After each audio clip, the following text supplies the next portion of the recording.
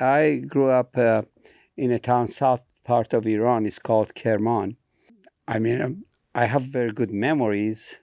The time that I was in school, we were 8 children in our family, big family. People are very close over there. They're very kind to each other. It's today, even the attitude of people is changed. It's not the same. The same friendship is not going on because everyone is angry. Ladies and gentlemen, this is your captain speaking. Fasten those seatbelts and strap in. We'll get you to those margaritas ASAP. Hola, bonjour. Ciao, belle mesdames et messieurs. Salam and salam. All right, welcome back to another Drop a Pin. Today we have a special one. If you're a fan of the Yak or a fan of Anus, he's been on there a bunch of time. Chris Bader is on the show, along with his dad. Bijan is going to join us too. Bijan was born in Iran, has gone back several times, and he gives us an update on the political situation and just growing up in Iran as a whole. Yeah, and we're recording this early, so by the time it drops, we'll see what the situation is like. I know things are heating up a bit. Europe just labeled the Revolutionary Guard in Iran a terrorist group. Mm-hmm. And then I just saw a tweet that Trump is considering some boots on the ground raids in Iran. Well, I don't know if that will happen or not. Yeah, hopefully not. Yeah, but it's a hot button issue, so we thought it'd be the perfect time to learn more about the country in general and the situation there now.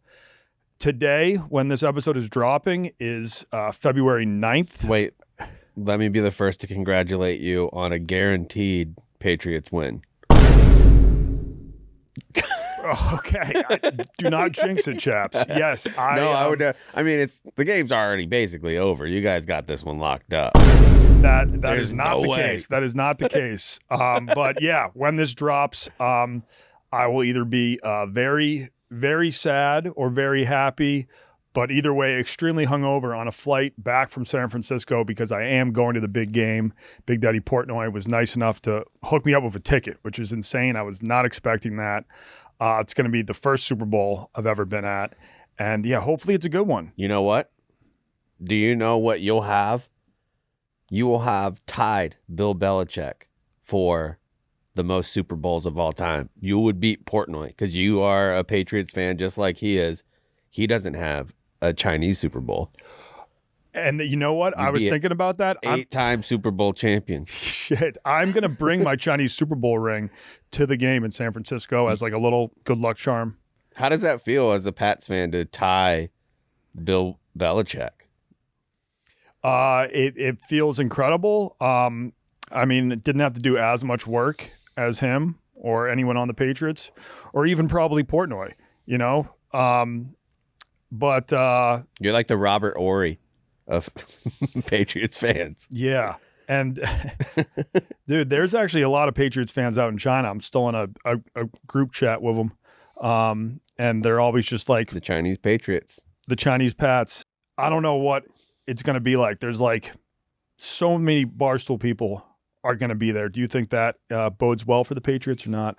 I mean, I give you a personal Chaps guarantee that you guys win. I think it's going to be an absolute 45-7. All right, well, this is going to be a very awkward conversation because this is coming out after the game.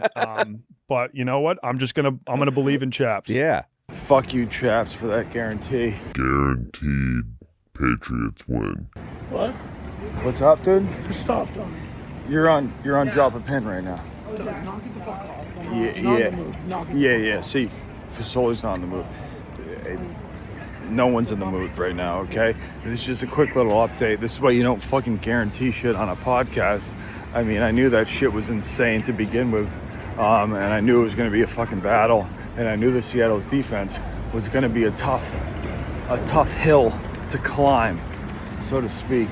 And I thought we had some trickery up our sleeve, or I thought we would devise some trickery up our sleeve to deal with it, but yeah, we had nothing. We had absolutely nothing.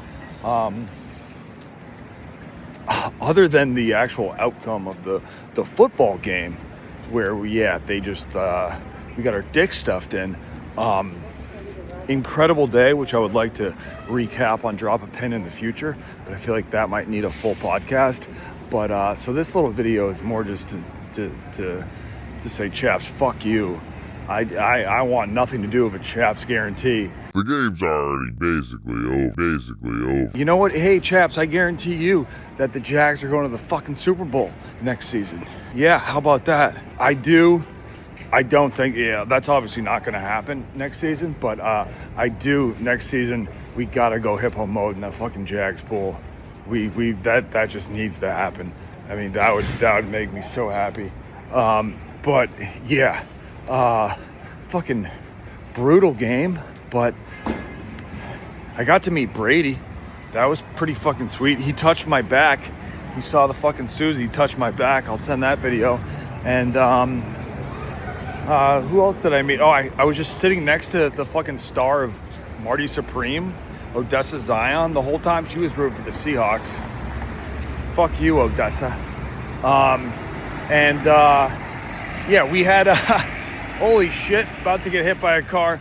Also Kendall Jenner was in our suite, and she saw me fucking sucking down a slab of meat, and she was like, I gotta get the fuck out of here. But hey, I didn't get a selfie with Kendall, but we locked eyes. It was kind of hot. Shout out my wife, love her. All right, yeah, I gotta go. That was heartbreaking, but the thing is like when you're a Pats fan, like the fact that I've experienced so many Super Bowl wins, the one thing I didn't have was ever seeing a Super Bowl in person. Now I've seen a Super Bowl in person, and we have a young team. We are going to be back. I don't know if I'll be back in the Super Bowl. That might be my one and done for me, but I've at least scratched that off the list. But like, there's no way that like Portnoy's ever gonna invite any of us back to a Super Bowl after that. But I do think the Pats will be back in the next 5 years. That's a Wonton Don guarantee. Yep. Yeah, I'm good. All right. Peace out. Who's that? Wife? No. Video? Yeah, I just wanted to give a quick little update for the Drop a Pin podcast. Yeah. What about it? All right. Without further ado, let's go from Patriot talk to Persia talk. Okay. From the Pats to Persia. That's exactly right. All right. Before we get into the interview, I wanted to let everybody know that we're also going to be dropping our first day tripping video where me and Donnie and Sam go to Las Vegas and the Grand Canyon and Hoover Dam. We were pumped to go. It was awesome. I hope everybody enjoys the video. And then the following week, we're going to do a recap on the pod of the Grand Canyon and Hoover Dam. Yeah, we're going to do a deep dive on that. Mm-hmm. And yeah, we didn't just go there. We went there in one day. Yeah. Nice little day trip from Chicago, left at like 6:30 in the morning, and we were back in time for work the next day. So see how all that went down this Wednesday. And a great spot to go hippo mode. A couple great spots to go hippo mode in that video. Mm-hmm. All right, now for real, let's get into the interview. Welcome back to Drop a Pin. Today on the plane, we have Chris Bader, who's a comedian here in Chicago that I've gotten to know the last 3 years. And he's here with his father, Bijan. Yes. Now, Bijan and Bader are both Iranian, so today we will be talking about Iran. It's popping up a lot in the news these days, so I thought it would be an interesting time to have you guys on. Thanks for having us, guys. Thank you. Now, I got one question right off the bat that my friend who's married to a Persian woman told me to ask. So you're his firstborn son, right? Yes. I think I'm my dad's only son, unless he's not telling us something. Okay. Do you ever refer to him as the Dudul Tala? Oh my God. The golden penis. You know what's dudul tala? Dudul Tala. Yeah. Yeah. And so does Must have a good dudul. Must have a good dick. Must have a good dick. Very active dudul. They got dudul tala. It's a golden dudul. Wow. So that's what it means. The Dudul Tala means the golden penis. And so in Persian culture, will they sometimes refer to their firstborn son as like, you are the Dudul Tala? Not everyone, but if he is Dudul Tala, he has proven that. To someone, usually the girls say that when they have... Do you have a golden penis? I mean, gold is trading at an all-time high right now, so that would be awesome if I did, because I would just sell my penis. Dad, yeah, you've never called you guys never referred to me as Dudulatella or whatever. Is that how you No. say it? Dudulatella or what? Dudultalo. Dudulatella, okay. Dudultala. Yeah. No, I think normally you probably don't want your dad complimenting your penis. It probably would get a little awkward. Firm disagree. Your dad's like, you got a hammer. That's good. It means a lot. I mean, when you're younger and you go swimming with your dad, you see what he's working with. You want to catch up at some point. You know, because think about Chaps it. has When young you're kids, I could tell. yeah, when you're like swimming or whatever, and you end up taking a shower with your dad. Like back in the day, you'd be like, my dad's dick is fucking huge. Oh my god. Yeah. I've like, You guys are so funny. I'm so happy to hear. but yes, when you are like, yeah, if you're taking like a shower when you're like 4, you are like, oh my God. Yeah. That's, No, that's a penis. yep. Does the size matter? So, so I know you were born in America, Yeah. but you were born in Iran. Yes, I came to Chicago 1975. Okay, now what? That was before the revolution. It was at the Shah's time, Oh, okay. and I came for continued education. Mm-hmm. Then stayed here, met my wife here, got married, and that's my product. All right. Now, before the revolution happened, were you considering going back to Iran? And then after the revolution, you were like, maybe not? Yeah, not really. You know, I used to work with Americans in Iran, and my friends who were architects from Chicago, they wanted me to come to Chicago. So that's why I chose Chicago. Usually Persians go to California, good weather and stuff. So I stayed here. Okay. Now, before the revolution, which the Islamic Revolution was like, when did that happen? 1979. Okay, the end of the 70s. Before that, USA had a very close relationship with Iran. Very much so. Several presidents of the United States, I mean, it comes from Nixon. Everyone was Shah's friend. Yes. And very good relationship. And, Iranians really love Americans. As you know, Iranians are not Arabs, they're Persians. And these days is a very, very unusual days in history. You know, they are so brave. They come to the street and they get killed. Yeah. But they're so brave. I mean, this is like a comedy. It's not comedy for me because when I think about what's going on over there, it makes me so upset. Yeah, and recently these are some of the largest protests that they've seen, really, right? Exactly. This is the largest protest I've ever seen. And then they really rely on the President of the United States to help them. They're asking, you see, they don't want troops in the country from other countries, but they are at a point that they're ready to use the powerful army of the United States to topple this government. You know, these people are so wild, what they're doing to people. I mean, all the Iranians are asking is for basic human rights. They want to have freedom. As you know, Iranians in the United States, they're highly educated people, very hardworking people. And I'm sorry, this is what's happening now. Yeah. Now, what do you think kickstarted these current protests? How did it start? Yeah, like what ignited it, Dad? Like what got it going? Well, it's a combination of several things, economy is part of it because prices are very high and affordable. Iran has all the resources, it's a rich country, but this stupid government of Iran using all the money to buy weapons, missiles, and they're not for people. They want to be in power. So they while Iranians hardly can afford anything right now to have just a normal life, they're spending money in Palestine with all these, Lebanon, all the Arab countries. Just, it's Proxy wars almost. all the proxy, Yeah, that is tough when Iran does have tons of natural resources. I think it was kind of like the first place that we were that they found huge oil reserves. Yes. For a while, and then they started to find it. They found oil in Iran way before they found oil in Saudi Arabia. Exactly. Yeah. Exactly.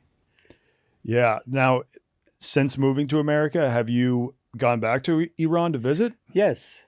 I was there actually last spring. I went there. Okay. In March. And, people, they weren't happy for what's going on, but it wasn't like today. Today is the worst time. Mm-hmm. My friend's father-in-law, who's Persian, I think he's been back a few times, but every time he goes back, he's a little worried that the government might try to keep him there. Do you think they would even have the authority to try to be like, no, you can't go back to America? Yes, they do it very often. Really? They have so many prisoners. People come from here. They stop them there. They ask them questions. Maybe if I go back now, do they check phones they tell and things me why like you're that? talking about us that way. Oh yeah, like we saw you on this podcast. Yeah. Bubba, do they check your phones and stuff like that? Like they can check your social media and. Oh, absolutely. Most of the Persians, where they go there, they change their SIM cards, so they don't take all the pictures they have here and all the stuff. Well, now you give up the. It's dictatorship. It's a pure dictatorship. So it's obviously a lot of terrible things are happening now. Can we go back to your childhood and what it was like growing up in Iran and your favorite things that you used to like to do and the town that you grew up in? Yes. I grew up in a town south part of Iran. It's called Kerman. I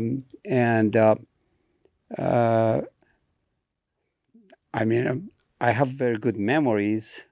The time that I was in school, we were 8 children in our family, and big family. People are very close over there. They're very kind to each other. It's today, even the attitude of people is changed. It's not the same. The same friendship is not going on because everyone is angry. Mm-hmm. Yeah, I mean, are people afraid as well? I was reading at one point, Iran had banned certain types of music, like rap music and stuff, and if you want to just listen to hip hop, you had to do it in secrecy.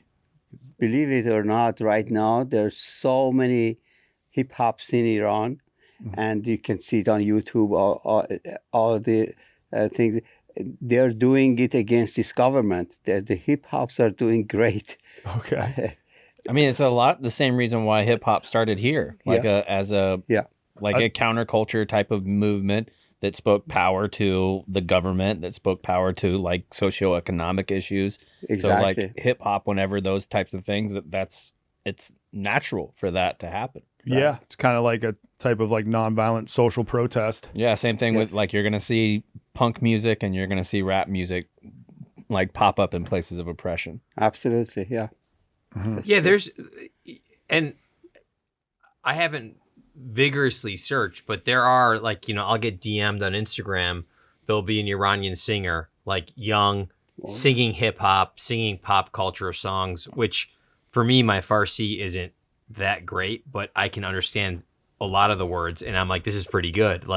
The tone that we hear in the United States, it's just translated, but they try, they do it. And then there were some that were in prison. There were some that were killed. Oh, yes.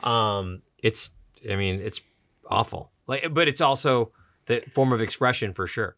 My dad said you said when you were there that your nephew was showing you YouTube and how they know about Persian comedians and they know about you. Yes.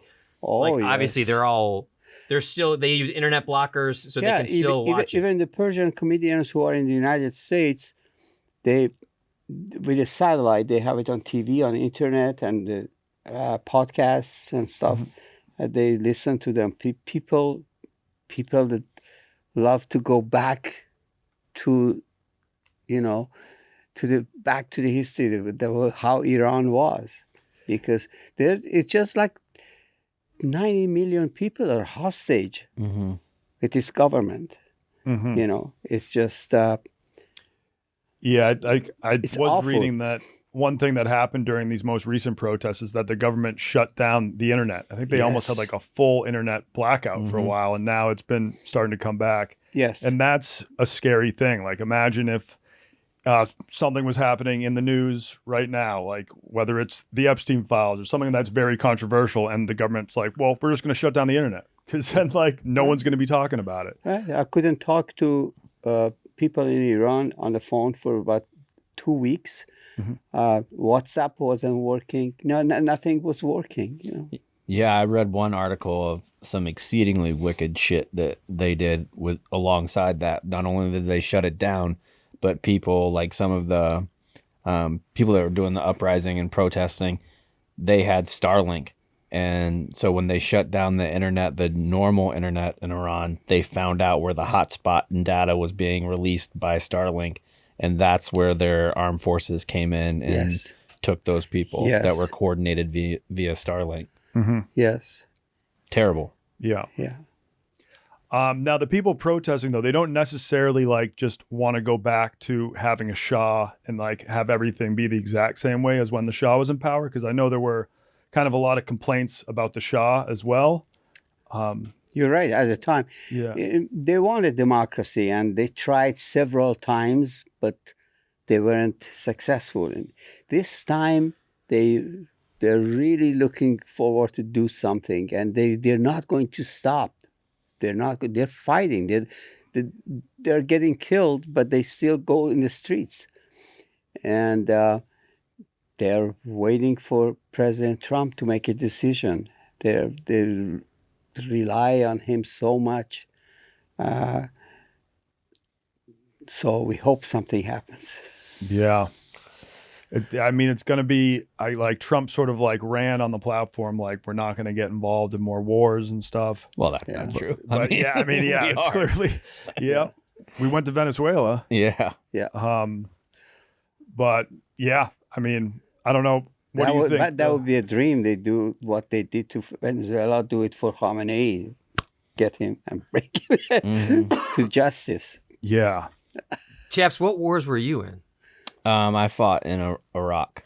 He fought in the Iraq War. Yeah, he was a Marine. Yeah, so you know what's going on. Yeah, like anytime the prospect of going to war is definitely scary. Like, yes. I think about like the propaganda machine of like what we're taught about Iran, like as a young person living in America. Like, I'm sure that, well, maybe not, your parents are a little more cultured than I guess where I'm from, but like what you hear about Iran like back in the early 80s 90s was everything is terrible, like everything about it, like enemy and shit like that, and then you meet Persian and you're like, oh my god, this person's so nice. Like, it's crazy to think, like, same thing with North Koreans, like the way that the American mind is taught that the people in a country are a reflection of their leadership, rather than the leadership is just what it is at that time. Like, especially in a place like Iran, like very true. Very, very different. Like the people in Russia, like Russians aren't the same thing as Putin. They're like that. It doesn't correlate. Yeah, I saw that in China a lot too. Like, before I moved out there, when I told my dad I was going to be going out to China, he had only really seen kind of negative or scary things about China. Like China's going to take over the U.S. It's going to be World War III, USA versus China. And then he started watching the vids that I filmed out there, and he was like, oh, the Chinese people seem great. Yeah. Like very friendly, and that, it's never beef between one people and another people. It's just their leadership versus our leadership. Yeah, and the information that comes out is like just like China. Like, I was talking to somebody the other day, and I was like, look at this city in China. I came across this like content creator that was showing different areas and like, for sure that are crazy nice. Like, I would like to live there, but I wouldn't want the government to pick my house. I'm like, well, that doesn't happen. That's not a thing anymore. Yeah. But people think it is. Yeah. I mean, the one thing that's true about China is with the internet, if you don't have a VPN, there's a lot of websites you can't get to. So for a lot of people are just using a very controlled version of the internet.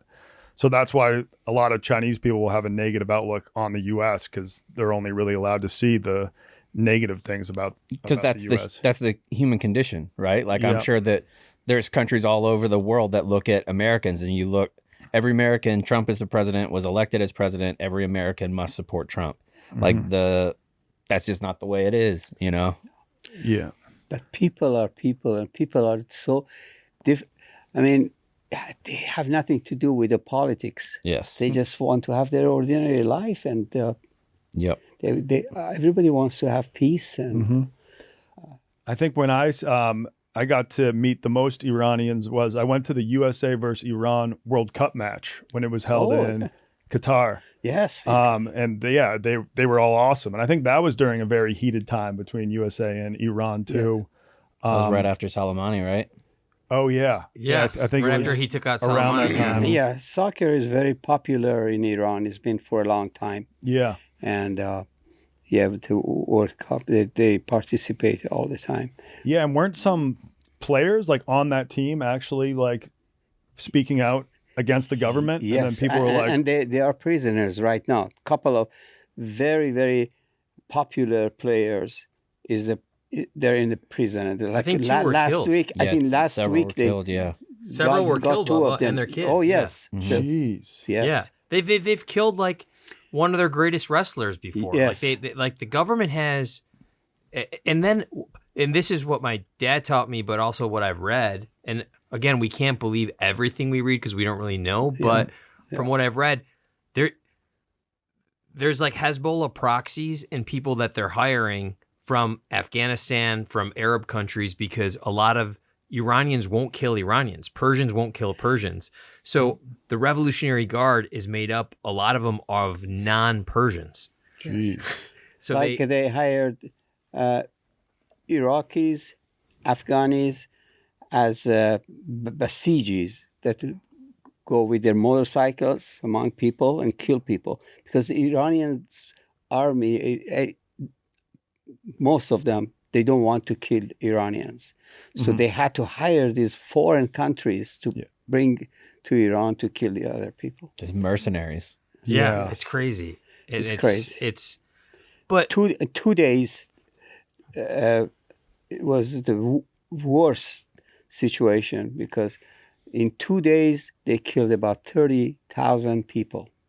Jesus. And we'll never know the real numbers. We'll never know. And like, just as a guy who, you fought in the war, like we don't know what people are really saying behind closed doors. Right. Like, I mean, watch Homeland if you want to know what's going on, because the CIA and the State Department, like, we don't know what's really happening. It's just, what we do know is it's genocide at its highest form. Yes. And unfortunately, the Middle East, from a guy who was a D- student in political science, like, it's just, genocide happens everywhere because the American government impedes on other governments so they could have control of natural resources and other stuff. And I mean, there isn't a war that hasn't net profited.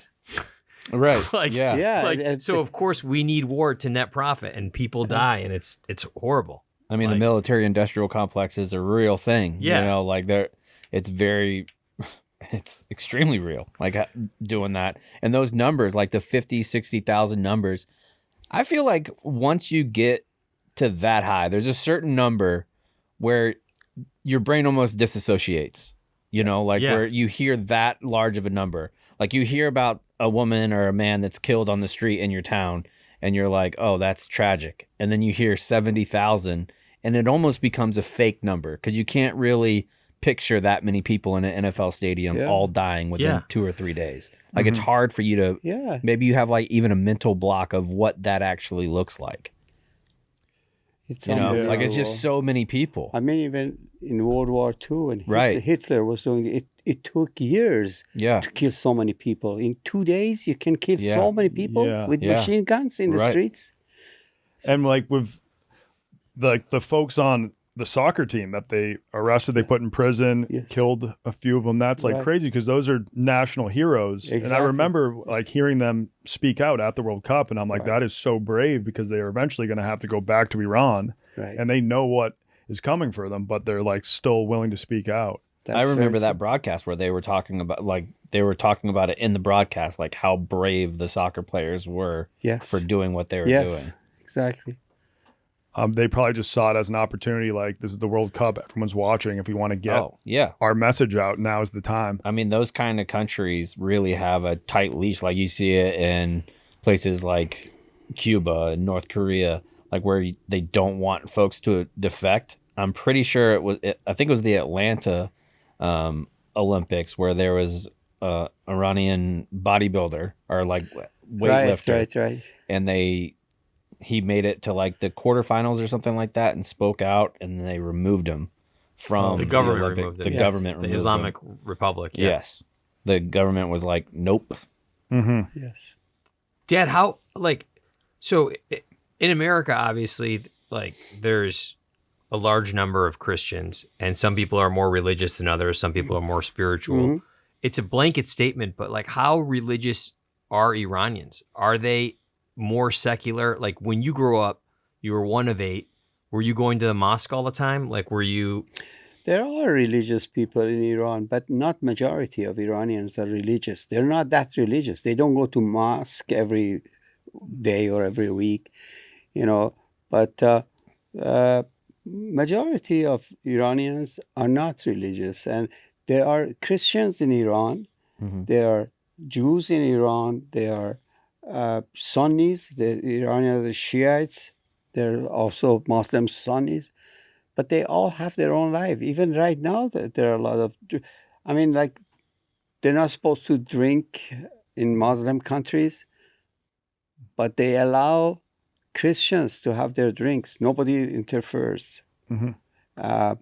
because their religion is different. So people are they're not against other religions. When you would go to Iran, like the last 30 years under the Islamic regime, and you wanted to have some whiskey, how would you get it? Like, what was your plug? Smuggle. Would you be afraid to smuggle at all? Yeah. I wanted to have an absolute vodka. I would pay about $35 with a motorcycle. They'll bring it to the house. Okay. Like prohibition. Yeah. Find the Persian Al Capone. What about like bacon? Like, and like pork? No, bacon you can find. You can find these. There guy on are the bacon a lot of bike. Armenian Iranians in The Iran. bacon bike. Armenian Iranians, Assyrian Iranians. Mhm. These are all Christian people. So Yeah. they make bacon. They make all this stuff. Yeah.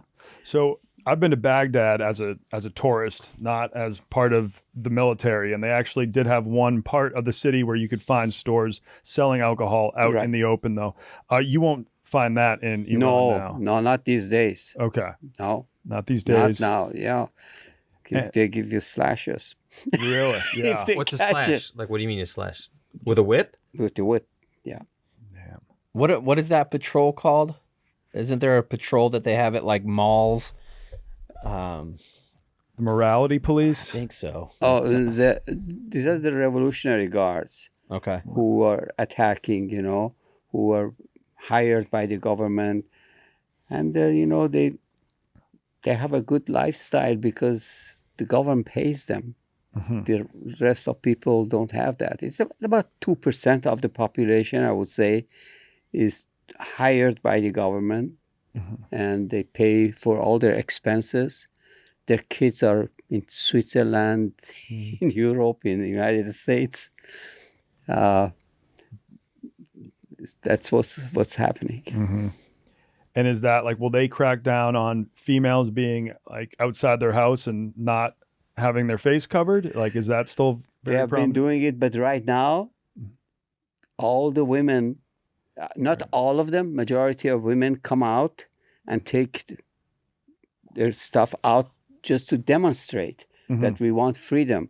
And one of them happened that, she became naked and they killed him right in the street because she wanted to prove that my body is mine. You cannot stop me from what I want to do. Jeez, yeah. I remember that was a hot button issue during the World Cup, is that a lot of people were, what's the covering called? Hijab. Rusari or chador. Okay. Yeah, they're taking it off. I mean, I will say Persian women are some of the most beautiful women in the world. There we go. Yeah. Thank you. I agree. I have to say that. Yeah. I don't know about Dad before he married Mom, like what he was doing in Iran. Dad, how would you tell, like in the 70s and 60s, were you doing a good job, like with the girls?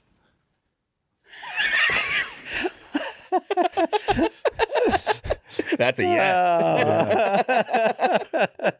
Well, I think so. The golden dick. He was the first son. The original, yeah. You were the original Dudu Tala. Talking about Dudu Tala. You were the original. Yeah. Yeah, but The that's OG secret. golden We don't penis. talk about it. It's a secret. Okay. Yeah. That's actually one photo that always pops up when people are talking about Iran. They're like, look at what Iran was like in the early 70s. And it's a bunch of people on the beach, all wearing bikinis. Yes. Like that. See, the north part of Iran, which is close to Russia, is Caspian Sea. Okay. And the Caspian Sea is a place people from Tehran, they go there for vacation. Yeah. And it's beautiful. It's very nice. And that's the place that Trump wanted to put a casino. Okay. Trump was about 20 years old when he went to Iran and he wanted to establish a casino. Oh, in yeah. Iran. Yes. He still recalls Iran pre-revolution. Yes. Oh, Trump had been to Iran before? Oh, yes. I have. Really? All of the videos are on YouTube. You see that he was talking about all this. Yeah. Yeah. So have you gone for a swim in the Caspian Sea? Yes. Is it a solid place to go hippo mode? It's a beautiful place. Okay, nice. Let's go. That just means chilling in a body of water. I would love to go hippo mode in the Caspian Sea. Yeah. Yeah, and I do know a few YouTubers that have been to Iran in the past 5 years. Yes. It's obviously hard for an American to go, but I think there is like some way to get a visa. I think you need to agree to only travel with a tour guide. Yes, you can get a visa. And I've seen I was there a year ago. I saw Americans, bunch of Americans. I said, "What are you doing here?" They're from Chicago, New York. They were sitting and having these kebabs and stuff. Okay. And they said, "We have a great time. We have no problem." Yeah, no, all those YouTubers have been like the people of Iran. Couldn't be more friendly. We've had an awesome time. Oh yeah, people love them. You know, it's just the regime is. Yeah. I mean, so say if me and Chaps ever get an opportunity to visit Iran for a week, what are like the top 5 things that we should do? Well, you got to try the malls, the restaurants. Mm-hmm. You cannot believe it. It's better than Europe. Okay. All the fashion, it comes from all over. Yeah. And Chinese got the market these days because they work with this Islamic government.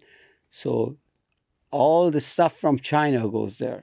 Okay. The clothing, everything. Yeah. Chinese and Russians are the ones who are taking advantage of the situation very well. Mm-hmm. Mm-hmm. And what about Persian food? Like, what are some of the Persian foods that we need to try? Yes, the chilo kebab. You should always try that. There are chilo kebabs even in Chicago. Nune Kebab is one of the restaurants you should try here. I'm going to write that down. Good. I need that right now. Yeah. Yeah, Nuna Kebab is a great restaurant in Chicago. It's a very good restaurant. They have different branches in the suburbs too. But the one on Ketzi. Yeah, Kedzi. Yep. Yeah, it's very good. And what type of kebab is that? Is that beef or lamb? Or? Yes, they have lamb, beef, chicken, fish, all kinds. That looks. I'm looking at it right now. That looks amazing. Yeah. What else is there to do, Bubba? Like in Iran, like is there if Chaps and Don were to go, like what is there like an area like Shiraz, or there's areas they should go, not just Tehran? Like what would be like Yeah, bucket 'cause list? I know they have that you have to do there are in so Iran? many historical places that you love to see over there. If you go to Isfahan, for instance, I mean, it's unbelievable. You see their mosques, their museums, many beautiful mountains. Beautiful mountains. Is natural over Skiing, too. there. Skiing's supposed to be Around really Tehran is all mountains, and is the Alborz mountain around Tehran. Is Damavand is one of the highest mountains. Is right there in Tehran. Beautiful sceneries. Yeah. Skiing. They have very nice resort there. Did you ever ski when you lived in Iran? No, at that time I'm not good in skiing. I went to Alps from here, from Chicago. I love that place. But yeah. Now, I mean, do you dream of one day bringing Chris to Iran? Oh, I always think about that. I love things change and he can come. That's my dream. Yes. Do you remember what it was like changing from the Shah to the Islamic Republic? Like, do you remember what it was? I remember, yes. Yeah. Was it like a night and day change? I was here, it was unfortunately, it was President Carter's mistake, and he admitted it at the end of his life. He said that the one thing I regret is that Brzezinski was Dr. Brzezinski was the Secretary of State at that time, and they had a policy that they thought it would work. That they wanted to work with the masses of people instead of the governments. So they were the ones who wanted to get rid of Shah because Shah was asking too much, especially for the oil and stuff. So that's how it happened. Yeah. I know there were some complaints about the Shah too. He threw a party to celebrate like the 250th or like the 2500th anniversary of the Persian Empire. Yes. And some people say it was the largest party that has ever been thrown in history. That was the largest. And the other one was the coronation that they had at a huge party that all the leaders of the world came went to Iran. And people were like, in today's money, it may have cost like $100 to $300 million for one exactly 1 week party. Yes. And so I think it sounds baller though. It sounds awesome. No, it sounded insane. They had the best food from all over the planet. They had best the most Bonnaroo ever. Yes. No, it sounded like an incredible party. They had. If you're a 30-year-old single guy, like that's the party to go to. Yeah. Especially with how hot the women are there. I mean, Trump may have been at that party. Trump might have been. We should check the guest list. Probably was invited. He was 20. I mean, maybe he was going. No, he was too young. Yeah. Okay. Yeah. Underage to go to. But I think that also led to discontent, being like, because the common people were like, the economy's not doing great, and the Shah is throwing a $100 million party. Exactly. That was the big talk about it at the time. Yeah. Yeah. We kind of had that here, right? During COVID, like to a lesser extent, where people like Governor Newsom was. He was like, nobody could go out. And then they were having their like Napa or Martha Pritzker Vineyards. too. Yeah. There were Martha Vineyard things that they were doing. Yes. Yeah. That's just not what you want to do if you're trying to keep your people content. Yeah. Especially when everybody's locked up in their houses or they're hungry. Yeah. Having that much $300 million is crazy for a party. Yeah. Dad, what was but before the Shah, there was a different, there wasn't a monarchy? Like what? Yes, it was. The Shah's father was Reza Shah. He had a coup d'etat. Before the Pahlavi was Qajar. And Qajar was just the president, like the prime minister of No, Iran? it wasn't the prime minister. It was always monarchy. It was always a monarchy? Because I thought there was a period of time where the monarchy was abolished. No, the prime minister of the Shah was Mossadegh. Okay. And Mossadegh wanted to have democracy in Iran. Okay. And he fought for it. They put him in jail. because of that. He was the prime minister. Now, and he, no, yes, please. You can keep going. That's okay, because I do know at one point the CIA got involved. Yes, and that's how it happened. Okay, yeah. So it was when like, they got rid of the Mossadegh, they brought Shah back because Shah left Iran at that time. And then the CIA was kind of like a CIA-backed coup to put the Shah back in power. Exactly. And so I think that's why, like, they like when the Islamist revolution happened, they were able to be like, listen, like USA, they're the enemies. They're the ones who kind of interfered with Iranian politics in the past to like put this Shah in power and kind of to like drum up animosity against the US. USA always interfered. Yeah, that's not the only coup we've been a part of. And they relied on the USA. The Shah relied on the USA so much. You know? Shah was Nixon's friend, close friend of Nixon. Yeah, same shit happened in Egypt and Syria at the time as part of the Eisenhower plan under the Dulles brothers. Yeah. Where so we have streets in Iran called Eisenhower. Yeah. Roosevelt. Yeah, the Eisenhower plan, like that's most of the overthrowing came from that and the Dulles brothers. Yeah. So it's very interesting to think about, like, if the prime minister you were talking about who like wanted to bring democracy to Iran, like if he had just been left alone and was able to kind of see his plan through, I mean, then there probably would have never been an Islamist revolution. But exactly. Well, I don't it's know. It's really hard to know. You're right. Yeah, but you're right. You know, they wanted democracy. People of Iran always wanted democracy. They fought for it. They were never successful in that. You know, there was always some kind of interference from abroad. I mean, even British people had a lot of influence. Yeah, and they also made mistake. You know, they supported these Islamic people. Yeah. Now, I assume the CIA kind of led that coup because they were worried the prime minister was going to cozy up with the USSR and with like absolutely communist Russia, and they were like, we can't let that happen. Were at the time they were afraid of communism more than because the Soviet Union had so much power there, so they didn't want Iran to become a communist country. Yeah, and they said, well, religion is the best way to handle it. We have these religious people that never become communists. So because they were anti-religion. Yeah. And I mean, Iran's just in such an important part of the world. So even before the U.S. was involved, it was always the U.K. and Russia kind of competing to see who could have more influence in Iran. Absolutely, yes. So yeah, you guys have been dealing with foreign influence for hundreds of years. That's true. Mm-hmm. Almost since Alexander the Great came in and tried to fuck it up. It's like the cradle of civilization was like there. Yeah. So I mean, if you're talking about you want to go back to history, you're talking about civilization. Yeah. Democracy, how it started. The first time started by Cyrus in Iran, and even at that time, that the king was, the ultimate authority. Mm-hmm. He had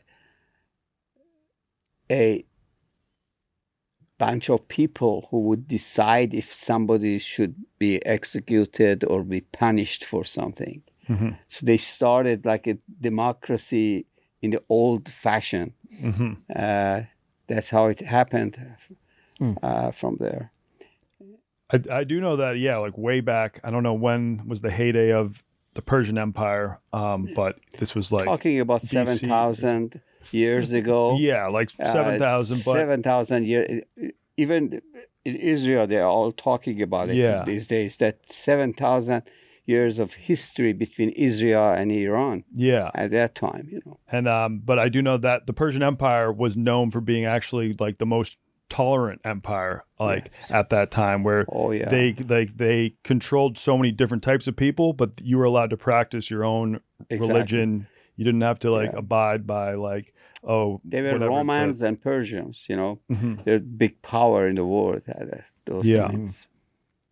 The 70s were interesting though too, because with the Dulles brothers and their interventions and how poorly everything that happened in Iran rightly reflected on President Reagan, the guy that was in charge of the CIA, became the vice president under Reagan, and he was one of the main orchestrators in H.W. Bush. Oh, really? Yeah. And I didn't know that. And then when Reagan got attempted assassination, there was rumors that the Dulles brothers had done that so that H.W. would become president. So H.W. might have known about Reagan's attempted assassination? Mm-hmm. Wow. The government is just... See, there's so many things behind the scenes. People are not aware of it. Yeah. It's crazy. Even right now, so many things happening. You and I were talking about, we're having this conversation. I don't know what's going to happen tomorrow night. There will be some talks about attack or whatever, Mm-hmm. Yeah, I mean, so do you still have a lot of family that live in Iran? Yes, not a lot of family, but I have. You have some? Some. So Israel was recently bombing Iran a bunch. Did you talk to your family there and just to see what that was like? Actually, when they bombed the nuclear facilities in Iran, a week after that, I came back. I was lucky because they closed the airports a week after. Oh, okay. My dad was there a week before they bombed the facilities. And then on my mom's side, my cousin was getting married. Mm-hmm. So my other cousins who are U.S. citizens now, physicians, they live in California, and she went to her brother's wedding. And it was a scary time for all of us because my cousin and I were extremely close, and she was in Italy with her daughters and her husband. And she told her husband, he said, don't go because the tensions were so high. No one really knew Israel was going to bomb, but tensions were high. She said, I promise I'll be back in 3 days. I can't miss my brother's wedding. So my cousin's wife, or my cousin's husband, stayed with the kids in Florence for 3 days. And I look at the news, and they bombed. They had the wedding, they all partied, and at 2 a.m, over their balconies, they could see all the fire. They were all about to go to bed after partying for the wedding. They're all happy from Canada, America, everyone went to this wedding. Mm-hmm. And then they bombed. And my 2 cousins paid a guy through her husband who knew someone, because they were all once upon a time living in Iran, to smuggle them out through Turkey. Yes. Over the border so they could get out. They could drive, yes. So he drove them 9 hours to the border. The airports were closed. Because all the airports were closed. So I remember that night I wasn't sleeping, because I was so nervous for my cousin who's in Iran. Yeah. And I'm texting the group chat of all the cousins, is she in Turkey yet? Is she in Turkey yet? Because you had to show your American passport. Because if you showed your Iranian passport, they would turn you around. Yes. Oh, okay. So she was lucky she had an American passport too. Yes. And they escaped to Turkey, basically. That's exactly so what happened. that feeling. Lucky she even brought her American passport, because some people would leave it going to Iran. Yeah. And that feeling that I had, that little 1% that I had in my gut, worried about my cousin, I can't imagine the people in Iran right now who are worried about their son, their brother, their sister, their mom, their dad, anyone, their neighbor protesting. That's amplified times 20,000. And that's happening every single day in Iran. And they're just on a prayer, hoping the United States or Israel intervenes. Now, there's a lot of people who don't hope that. For all the people in Iran, the majority of them can all agree they want a different government. But there are some, a small amount, who are saying we don't want American intervention, but it's so bad that they'll take anything because of the death in the streets and what's happening. Mm-hmm. I mean, I think that a lot of that's because of the Eisenhower plan, who is going to be put in charge. It didn't work out the last time, it was way worse. And then that history repeats itself. That is a big question, that even if you get rid of these people, who's going to be in charge? At least for a few years, it's going to be a chaos. I mean, you saw it in Iraq. It'll get worse Iraq. Before it gets better. Yeah, with Iraq, ISIS formed from it. Yeah, you had you do form a power vacuum, without a doubt. You saw it with the Taliban being back in Afghanistan. There's constantly throughout history, when you have the overthrow of a government, who is going to be when you force as an occupier regime change, you aren't guaranteed that regime that you're changing to is going to be any better. Like things are going great in Syria now, like allegedly, but the guy that's running Syria was loosely associated with ISIS. Yeah. Well, Yeah, now ISIS is a part of like And the that's- UN. that's ISIS like- is going to meetings now.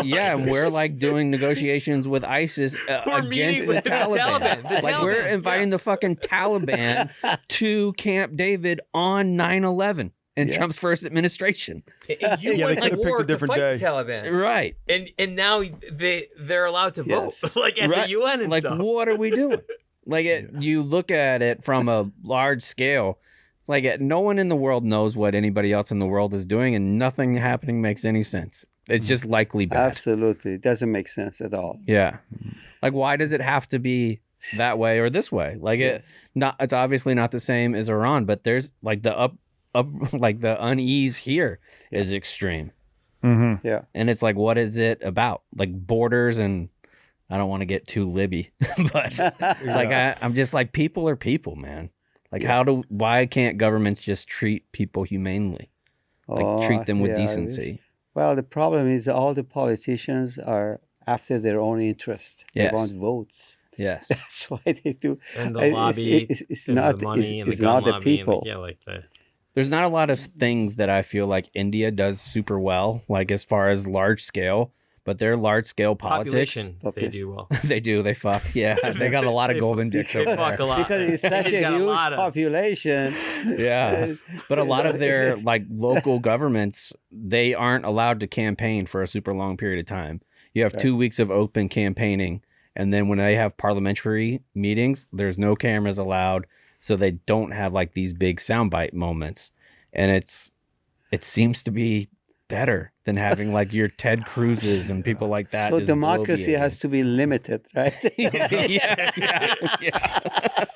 True. It is. Yeah. But dude, where in the Middle East have they removed a government and imposed democracy, and has it worked? I don't know one country that it's actually worked. Well, to some extent, they try. I mean, like Syria. Yeah, Chaps was just saying Syria. Maybe we don't know yet. Yeah, maybe Syria. Yeah. I don't know. Yeah. Well, with Syria, it's just like, Syria is definitely far from perfect now, but it's better than it was like when it was just a full-fledged civil war. Yeah. But they would have it's not said a that great with place. Bashar al-Assad's dad before. They would have been like like Bashar al-Assad's father was a dictator too. Assad is just like Khamenei, Yeah. And they were supporting Syria for such a long time. Part of the resources just went to him. That's The crazy. most evil eye doctor in the history of the world is Bashar al-Assad. Yeah. Oh yeah, Yeah. I Yes. just learned that a couple he's a weeks ago. I didn't Yeah, even know he was an eye doctor. He just Yeah. wanted to be an eye doctor, and then his older brother died. His older brother was the golden penis. He was the firstborn son. He was supposed to become the dictator, but then he died in a car accident. So they were like, eye doctor, you're next up. Wasn't he living in like he went to Oxford or some shit? Yeah, or maybe somewhere in Europe. Yeah. Yeah. And I think that's where he met his wife and then was just called back to lead the country. And wasn't she like some involved with Goldman Sachs or something like that? Like a Goldman Sachs wife? I feel like we mentioned that on our Well, Syria the episode. irony that these Middle East dictators and like these leaders discuss how bad the West is, but if they have the opportunity, they send them to Western schools.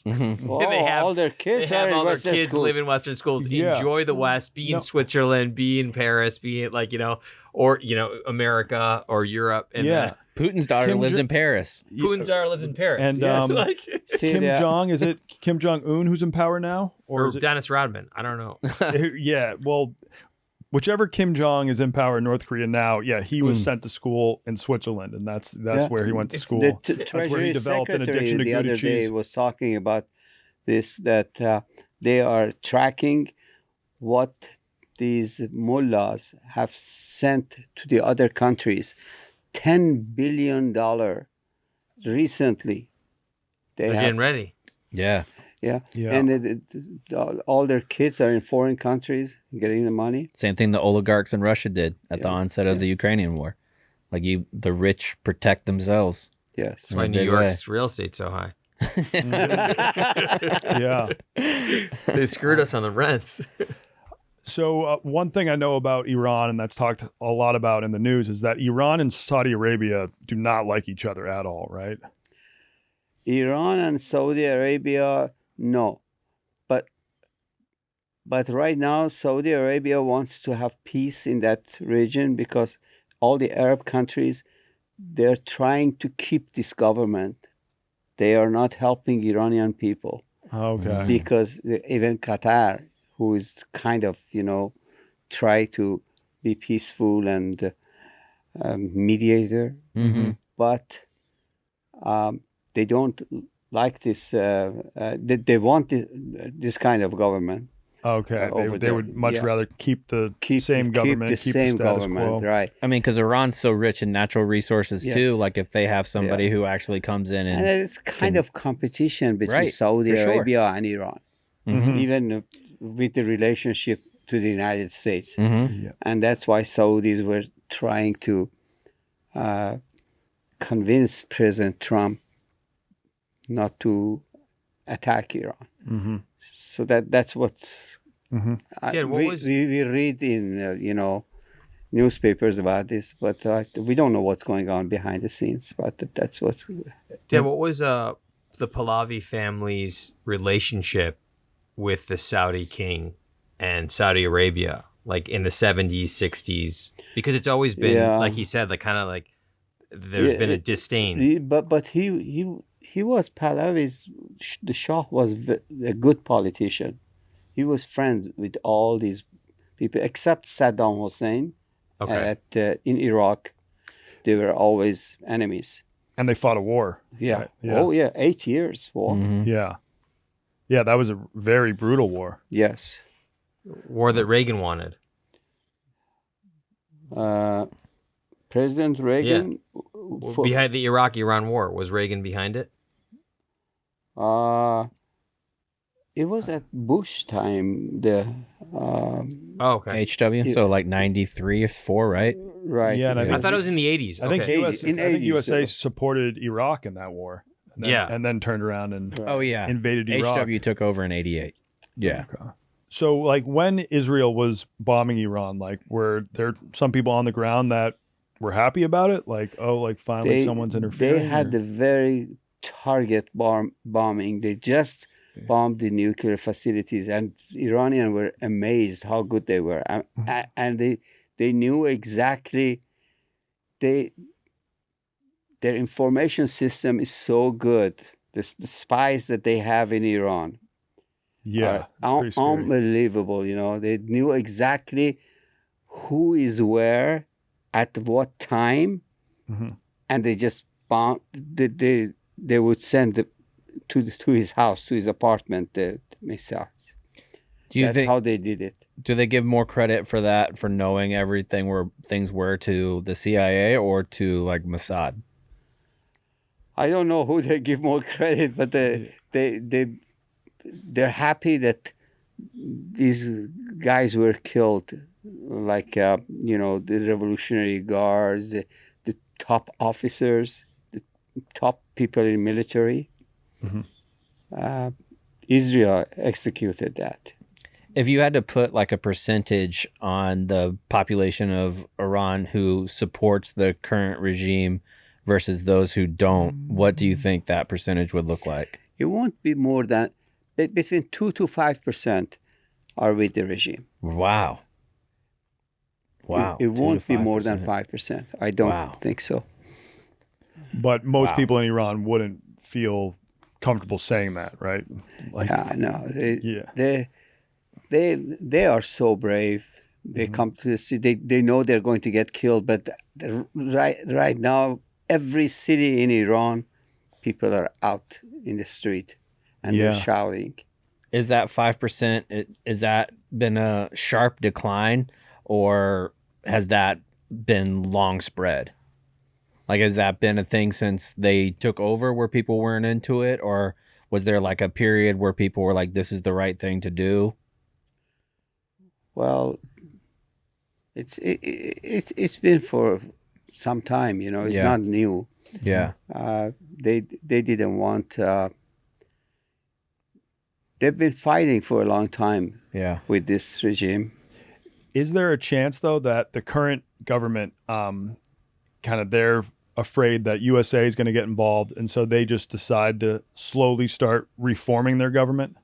Oh yes, they're trying to do that. Yes. Okay, so there might just be change even from right within. now they're saying, last week, the foreign minister of Iran said that we are not killing anybody. We don't execute because President Trump said if you hit these people in the street, I'm going to hit you so bad that you can't believe it. When they announced that, and he said nobody is going to get executed. And since then, they're not showing nobody, but they're still killing everyone. Yeah, still killing people. They lied. Yeah. All right, so it's just a blatant lie. So they're waiting for president to do something. Yeah, I'm trying to think if the damage is already done, so there's no way they can get the people back on their side, or if there are certain things the Iranian government could do to kind of make people happy and get them to stop protesting. That's a great question, and it's open. Yeah, I know. It'd probably be tough to believe, right? Like if you were a citizen and they were like, "Hey, we're gonna our bad." Yeah. I mean, any country. You know what? You guys are making a good point. We're gonna change. Any country, I think, who sees that kind of genocide and chaos, they're never gonna forget. This is the government we can't trust. Yeah. But especially an Iranian, a Persian, they're not going to forget what you did to their family and what happened. Rightfully a lot of reasons so. why on the surface, Persians from a certain generation probably, and I have a lot of Iraqi friends now, but they didn't really care for, at some point, Iraqis, because of the war and so your own government that does that. This is crazy. something, this government is against humanity. It's not just that politics or it's just the basic human rights that every person should have. They're going against it. But it's also I think with everything that's going on, and what Wonton was saying, if they do negotiate, there's a sense of some people who really want the regime change that you're just kind of deflated because they negotiate, they put some proxy guy in power who says he's moderate. He becomes the president. Khamenei goes to another country, but it's all the mullahs still behind closed doors, quietly in power, still pulling the strings. So you're hoping for a total change, but it is very realistic that you see on the surface, everything has changed. Yeah. But it's just another moderate mullah in power who's answering to a mullah who might be living in Lebanon, but pulling the strings. And there's definitely those ebbs and flows, times where they have tightened up, loosen up, tighten up, yeah. That could happen too. Jeez. I just had one more question for you. I guess it's a little more lighthearted. In 2007, the leader of Iran, who was, I'm going to butcher this name, Ahmadinejad. Yes. He said, in Iran, we don't have homosexuals. In Iran, we don't have this phenomenon. I don't know who has told you that we have it. I think he's homo himself.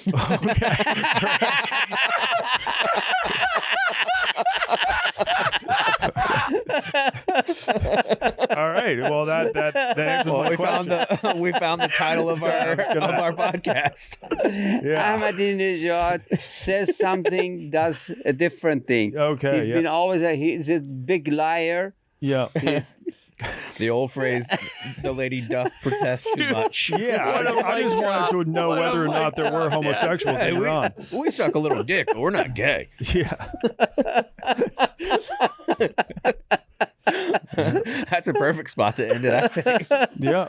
Thank you so much for telling us your experiences. I'm sure thank you so much for inviting me. It was an opportunity for me to get it out. Yeah. No, for sure. Yeah, it's a lot better hearing from an Iranian than if it was just me and Chaps trying to discuss this topic. Wikipedia. Thank you for inviting us. Today's episode is brought to you by our good friends at Noble. I am so happy that I have Noble. A couple weeks ago, I put on my Instagram story, I said, what are the most comfortable shoes to wear? And several people said that they love Noble, that they got it whenever Tom Brady was a partner. And now I am stoked because when I walked in, they're an advertiser with us now. Yeah. So I got 2 pairs. I'm going to be walking around Budapest. You're going to be walking around Instagram. But right now we're walking around Instagram or? Oh, Istanbul. Istanbul, yeah. Well, you'll probably be on Instagram too. You'll probably see me on Instagram doing a lot of walking wearing my Nobles for sure. Yeah. Yeah, no, I love these shoes. I know we've been talking about Iran on this pod, but when I run, I use Noble. They're also just a great everyday shoe. I mean, I've been telling a lot of people the reason I'm not morbidly obese isn't because I'm hitting the gym every day. It's just because I love to walk. If I got to go someplace that's a 25-minute walk away, I'm not calling an Uber. I'm throwing on my Nobles and I'm walking there. And exclusively for our listeners, Noble is offering 35% off your first order. Go to Noble Project and use the code DROPAPIN for 35% off your first order. That's Noble, www.noble in, oh my God. And that's, visit nobleproject.com and use the promo code DROPAPIN for 35% off your first order. That's www.nobullproject.com and use the promo code DROPAPIN. Yeah, and keep in mind, they don't only sell shoes, they sell all sorts of active lifestyle apparel that you can wear every day. And now you can get it for 35% off your first order with our promo code. So please use it. It supports the pod. Code DROPAPIN. Drop a Pin is also brought to you by Nutrafol. Guys, if your hair isn't playing like it did in your 20s, it might be time for a real comeback, not another workaround. Because throwing on a hat isn't a strategy. I mean, that's what Chaps has to do. Son of a bitch. But not me. I've been taking Nutrafol for a few months, and I'm finally starting to see results, getting thicker, fuller hair, more scalp coverage. But yeah, most of the time you'll be seeing results in 3 to 6 months if you're taking this supplement. And it's physician formulated, clinically tested, and recommended by dermatologists, giving you a clear, legitimate plan so you can stop covering up and start showing up with confidence.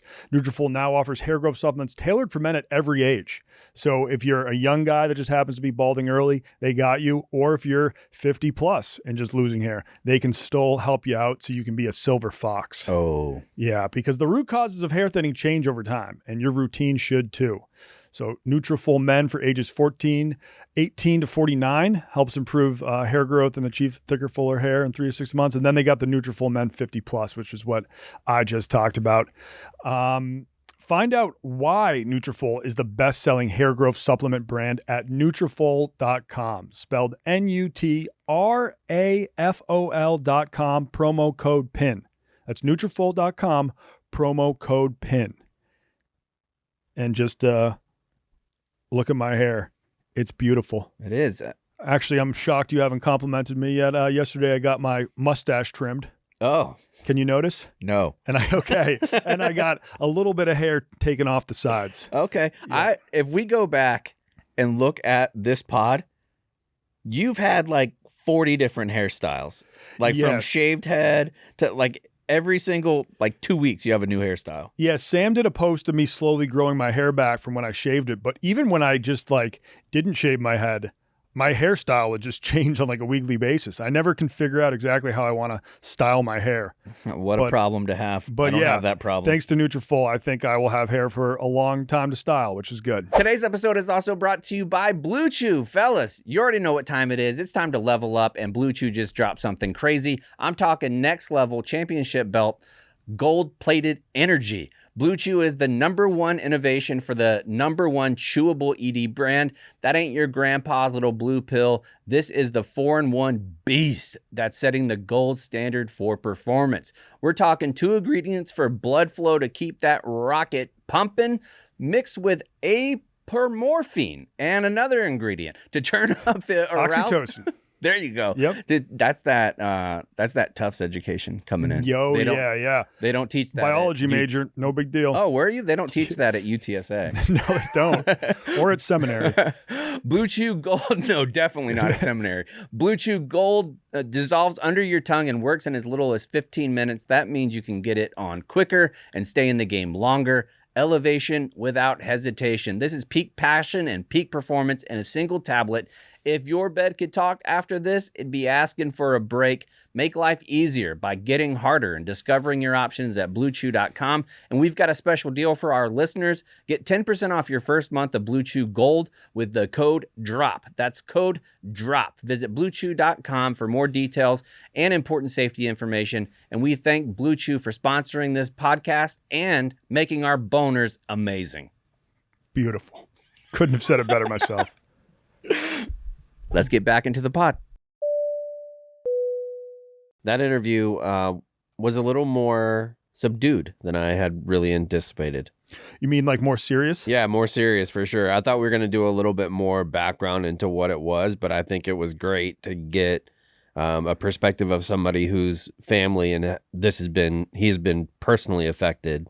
Yeah, no, it is like a very serious topic. Like we weren't just going to be talking about Iranian culture because I mean a lot of people there on the streets are being killed by their government. So be foolish to ignore that. Yeah. And I think it was a lot better speaking to an actual Iranian person than if it was just me and you trying to like recap what's going down in Iran.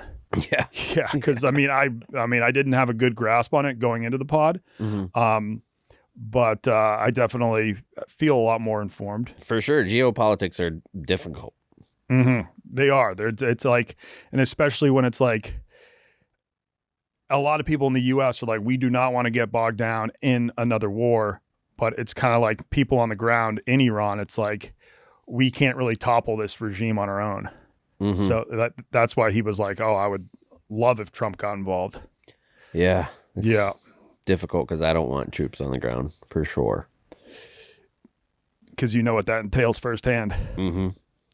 All right. On a slightly lighter note, for our Getting Cultured segment of this podcast, I'm just going to talk about Zoroastrianism. You're a big religion guy. Had you ever heard of it? Okay. Yeah. It's one of, if not the oldest monotheistic religion in the world. And it was the official like state religion of like all three Persian empires throughout history. And I mean, I'm not an expert on it by any means, but I do know it was founded by this kind of prophet named Zoroaster. And they're not exactly sure when. Like the range is like 1500 BC to 600 BC. And yeah, they believe in one God, one supreme being called the Ahura Mazda, I believe. Very different from the golden penis. Yeah, no, they do not worship the golden penis, although they do worship penises in Bhutan. They do. Which we learned on the pod. And in my house on Sundays. Okay. Yeah, the Ahura Mazda, that's their supreme being. And they believe that like all of life, all of existence is just a cosmic battle between good and bad, between order and chaos, between truth and lies. And their word for everything good is Asha, truth, order, and goodness. And their word for everything bad is Druj, lies, chaos, evil. And it's just a constant battle, and it's up to humans to always choose the right path, which will then when more humans choose the right path, it will lead towards the universe becoming more good in general. I believe that. I'm in. Yeah, they have a great line, which I don't think anybody could have a problem with. Their entire ethical system can be summed up as good thoughts, good deeds. No. Their entire ethical system can be summed up as good thoughts, good words, good deeds. Who's going to have an issue with that? I mean, that's basically the golden rule too. Yeah. Yeah. And they did believe in an afterlife as well. And they believe like the more good thoughts, good words, good deeds you do, your path to the afterlife widens. And the more bad deeds you do, it narrows. And so they believe it's like a bridge to the afterlife. And you have a lot more, a much greater chance of reaching heaven the more good deeds that you do. I'm not into that part. No. Okay. No.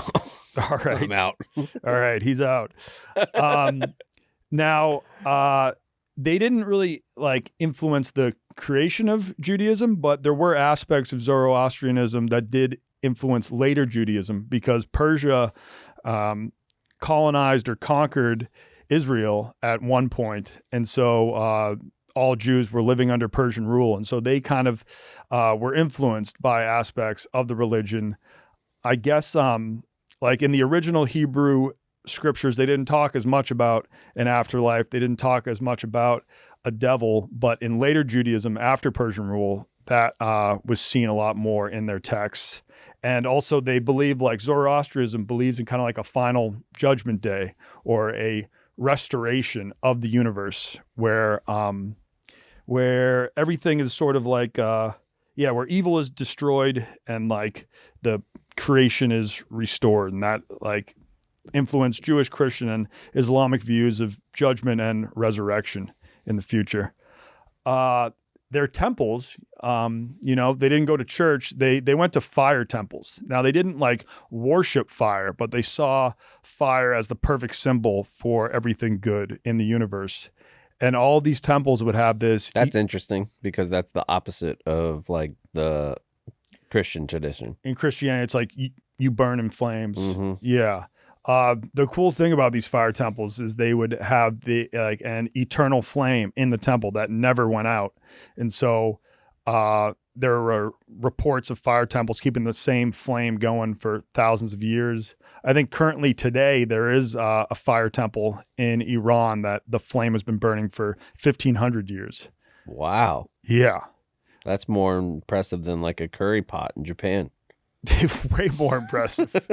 But yeah, you don't have to eat out of that flame. It just burns. And I think that makes sense. I mean, it's hard not to feel some sort of spiritual connection when you're just like staring into a fire. Oh, I completely agree with that. Would you agree? Yeah. Oh, yeah. Like even if it's not in like a fancy spot, like when we went to Camp Barstool and we were hanging out, that was a very cool fire. It's like over the lake. It's very serene, quiet out there. There's birds chirping and things like that. But even if you're just in like your backyard with a 55-gallon drum that has a fire in it, that's peaceful.